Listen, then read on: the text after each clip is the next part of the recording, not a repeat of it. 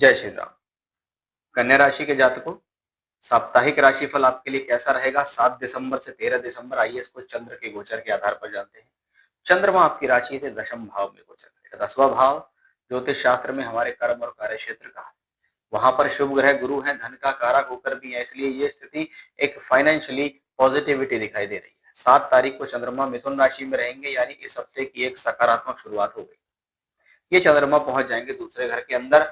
अब दूसरा घर मतलब आपके दसम भाव से दूसरा, यानी कर्म से दूसरा लाभ का भाव होता है। लाभ भाव में चंद्रमा अपनी ही राशि में रहेंगे 8 और 9 तारीख को। यहाँ पर चंद्रमा दूसरे घर, सॉरी 11वें घर में अपनी ही राशि में रहेंगे, तो हमारे लिए एक इनकम का समय है कि इन 2 दिनों के अंदर कह सकते हैं हमारा काम अच्छा रहा, हमें लाभ अच्छा मिला, हमें एकदम फायदा मिल गया, हमें कुछ अपॉर्चुनिटी मिल गई।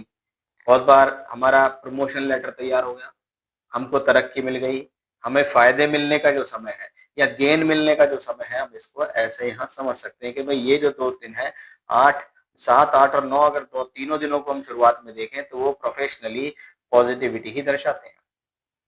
अब चंद्रमा का राशि बदलता है। चंद्रमा पहुंचते हैं 10 और 11 तारीख में 12वें घर के अंदर। 12वां भाव ज्योतिष शास्त्र में किसी प्रकार के खर्च का है। अगर चंद्रमा वहां पहुंचता है केतु के साथ, तो खर्च किसका हो रहा है? आपके इमोशंस का खर्च हो रहा है। आप अपने आप को बिना वजह खर्च कर रहे हैं, बिना वजह नेगेटिव हो रहे हैं, बिना वजह सोच रहे हैं, बिना वजह की चिंताएं कर रहे हैं आप। ये कहां से पता चलता है? ये हमें चंद्रमा से पता लगता है कि चंद्रमा 12th हाउस में बैठकर कुछ ऐसी स्थितियां देने में सक्षम है जो आपको बिना वजह के सोच विचारों में डाल रही है।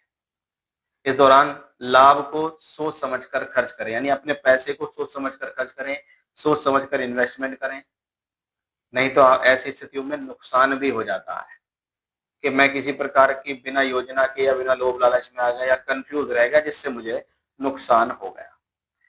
12 और 13 तारीख में चंद्रमा कन्या राशि में आएंगे, तो फिर से एक पॉजिटिव एस्पेक्ट, यानी हफ्ते में अगर 10 और 11 तारीख को अगर हम ध्यान में रखें, तो बाकी जो सारे दिन है वो आपके लिए पॉजिटिव है, क्योंकि जब चंद्रमा कन्या में पहुंचेंगे ना 12 तारीख को और 13 तारीख को, तो 11वें घर के मालिक होकर वहां पहुंचेंगे। 11वां घर लाभ का है और प्राप्तियों का है। हमारा लाभ और हमारी प्राप्तियां जब हमें 11वें घर में दिखाई देती हैं, तो ये गेन का समय है।